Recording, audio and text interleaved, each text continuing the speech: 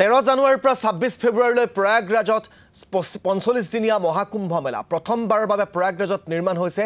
নামঘৰ মণিকূট আৰু ৰাঙলী চৰা প্ৰাগজ্যোতিষ নামেৰে বৃহৎ অনুষ্ঠান কুম্ভ মেলাত উত্তৰ কমলাবাৰী সত্ৰৰ সত্ৰাধিকাৰ জনাৰ্দন দেৱগোস্বামীৰ নেতৃত্বত 100 জনীয়া সত্ৰাধিকাৰ ভকত বৈষ্ণৱৰ দল ৰাওনা হৈছে কুম্ভ মেলালৈ সত্ৰাধিকাৰ গৰাকীৰ নেতৃত্বত নিৰ্মাণ হৈছে নামঘৰ মণিকূট উত্তৰ কমলাবাৰী সত্ৰৰ শিল্পী বৈষ্ণৱ ৰাজীৱ কাকতিৰ নেতৃত্বত 6 জনীয়া শিল্পী দলে নিৰ্মাণ কৰিছে নামঘৰ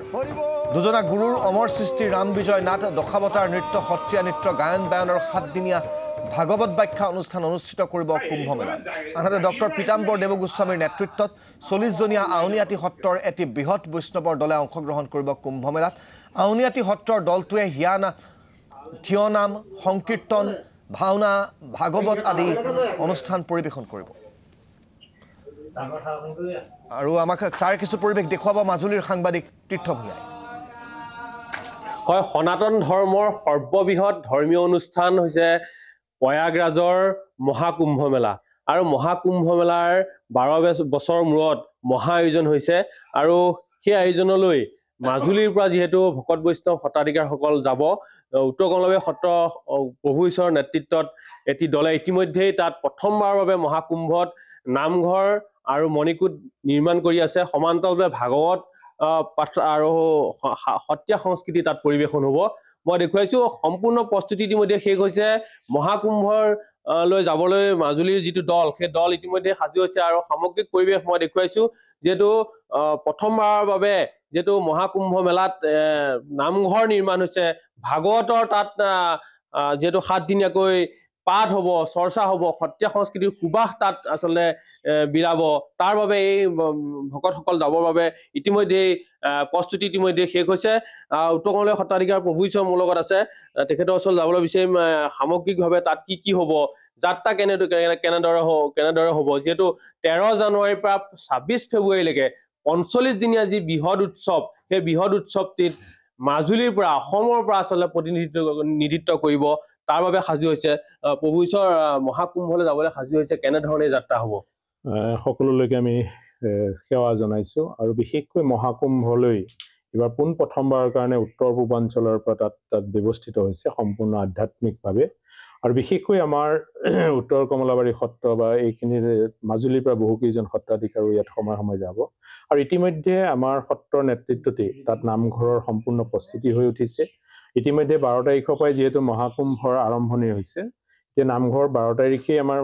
সম্পূৰ্ণতা হৈছে কিন্তু আমি যাত্ৰা ইয়াৰ পৰা মাজুলীৰ পৰা যেহেতু আমি ভাগৱত লৈ যাত্ৰা কৰিম আৰু যেহেতু আমাৰ কীৰ্তন ঘৰত যি প্ৰতিষ্ঠিত আমাৰ মূল নামঘৰৰ পৰা আমাৰ কালিলৈ সম্পূৰ্ণৰূপে ভাগৱত লৈ আমি ইয়াৰ পৰা ওলাই যাম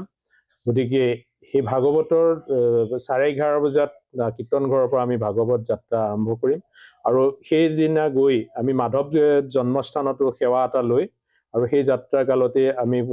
সন্ধিয়ালৈ কলাক্ষেত্ৰত নিবাস কৰা থাকাৰ ব্যৱস্থা কৰা হৈছে আৰু কলাক্ষেত্ৰৰ পৰা 8:30 বজাত পুনৰ আমি ভাগৱত লৈ যাত্ৰা আৰম্ভ কৰিম আৰু সেই ৰাতিটো আমি 18 তাৰিখৰ দিনা আমি শিলিগুৰিত থকাৰ এটা কৰা হৈছে আৰু তাৰ পিছত পাটনাত থাকি আমি পিছৰ দিনা আমি সম্পূৰ্ণৰূপে গৈ মহাকুম্ভস্থলীত প্ৰয়াগৰাজত পামগৈ আৰু প্ৰয়াগৰাজত এইবাৰ প্ৰথমবাৰৰ কাৰণে হেতু প্ৰাগজ্যোতিষ ক্ষেত্ৰ হিচাপে ব্যৱস্থা কৰা হৈছে আৰু এই ক্ষেত্ৰভাগ আমাৰ প্ৰয়াগৰাজৰ মানে সেক্টৰ নম্বৰ 7 তাত প্ৰস্থাপন কৰা হৈছে আৰু তাৰ সম্পূৰ্ণ তাতো প্ৰস্তুতি হৈছে আৰু তাত কি কাৰ্যসূচী হ'ব ইতিমধ্যে আমাৰ 21 তাৰিখে পুৱাৰ ভাগত আমাৰ নিত্য প্ৰসংগ নাম প্ৰসংগ আমাৰ গুৰুআসনৰ সম্পূৰ্ণ কাৰ্যসূচী আৰম্ভ হ'ব আৰু তাৰ লগে লগে 11:30 মান বজাৰ পৰা আমাৰ 7 দিনীয়া যি অসমৰ যি পৰম্পৰাগতভাৱে 7 দিনে ৰাতিয়ে ভাগৱত পাঠৰ ব্যৱস্থা আছে যেহেতু সেই ভাগৱত পাঠৰ গোটেই ব্যৱস্থাটো ভাৰতবৰ্ষৰ ভিতৰত কেৱল অসমতে আছে মানে একাধিক ক্ৰমে 7 দিন ভাগৱত পাঠ কৰা সেই ভাগৱত পাঠৰ কাৰ্যসূচী তাত ৰূপায়িত হ'ব তাৰ লগে লগে আমি সত্ৰীয়া নৃত্য গীত বাদ্যৰ যিখিনি কিছু পৰিমাণে আমি তাত দেখুৱাৰ ব্যৱস্থা কৰিছো আৰু সেইখিনি সম্পূৰ্ণৰূপে হোৱাৰ পিছত আমি 29 তাৰিখে সকলোৱে সামূহিক স্নান কৰাৰ পৰৱৰ্তী সময়ত আমি ঘৰলৈ ঘূৰি অহাৰ মানে সত্ৰলৈ পুনৰ ঘূৰি অহাৰ ব্যৱস্থাৰ চিন্তা কৰা হৈছে আৰু এই কাৰ্যসূচীত যাতে সকলোৱে আহক আৰু অসমৰে নহয় উত্তৰ পূৰ্বাঞ্চলৰ যিসকল যায় সকলোৱে মানে প্ৰাগজ্যোতিষ ক্ষেত্ৰলৈ আহিবৰ কাৰণে আহ্বান জনাওঁ হয় প্ৰাগজ্যোতিষ ক্ষেত্ৰ নামে আচলতে তাত নামাকৰণ কৰা হৈছে আৰু ভাগৱত মই দেখুৱাইছো এনেধৰণে ভাগৱত লৈ প্ৰয়াগৰাজলৈ যাবলৈ সাজু হৈছে যিহেতু 7 দিনীয়া ভাগৱত অনুষ্ঠান হ'ব ব্যাখ্যা অনুষ্ঠান হ'ব সত্ৰীয়া সংস্কৃতি তাত পৰিবেশন হ'ব তাৰ বাবে সকলো সাজু হৈছে মই সামগ্ৰিকভাৱে দেখুৱাইছো তীৰ্থ আপোনাক এই মুহূৰ্তত ধন্যবাদ জ্ঞাপন কৰিছো আমাক পোনপটীয়াকৈ সেই প্ৰস্তুতিৰ পৰিৱেশ দেখুৱাৰ বাবে